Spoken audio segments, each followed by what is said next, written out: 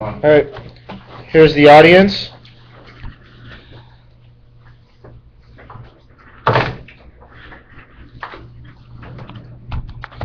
Today, I will be informing you about the history of the seventh inning stretch. It is one of baseball's biggest pastimes. I've grown up around baseball my whole life. My grandpa used to play for the St. Louis Cardinals, and he taught me a lot about the game. He also told me many stories about the different joking stretches that he had seen during the seventh inning stretch and the many activities that they did at different ballparks. The history of the seventh inning stretch is unknown. The origin of it is disputed still to this day. Two people claim that they have equally created it. One man in 1910 was an old American president, William Taft. He was a 300-pound man who often struggled to sit still during a game. And in between the bottom and the top of the seventh inning, he stood up to stretch his legs, and everybody else in the crowd followed suit and stood up with him. While another man named Brother Jasper in the 1860s was the manager of a small town team.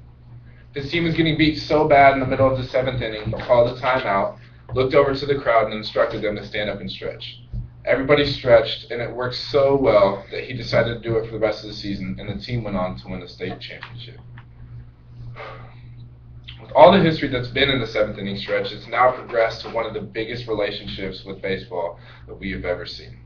It is something that is different in every ballpark that you go to, from celebrities singing the ballpark song to different people doing different dance moves. The Washington Nationals even had people dance around and make the president mascots run around in races during it. The seventh inning stretch logo or slogan was used in the 1920 era.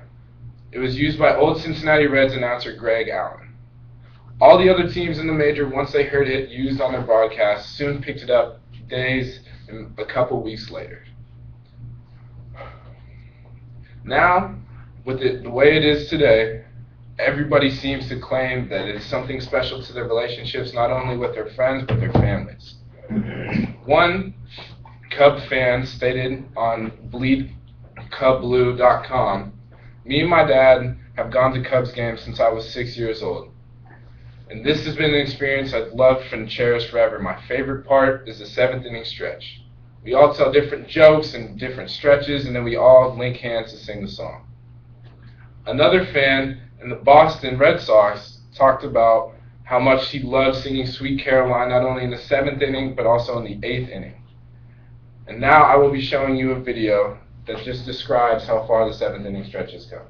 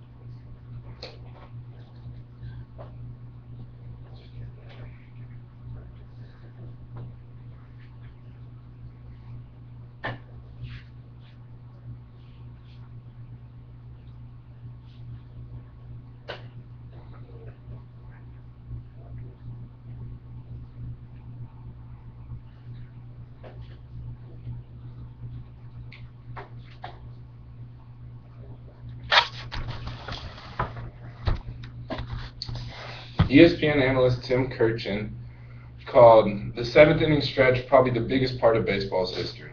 It's what defines and what we love about sports today. Relationships with people, relationships with fans, and just a flat-out love of the game. With all the history that baseball has, the seventh inning stretch might be one of its biggest traditions. In conclusion, the tradition and the history of the seventh inning stretch is why so many people feel that they are close to the sport of baseball. It is something that we all love and cherish, and something that we can all relate to. Thank you.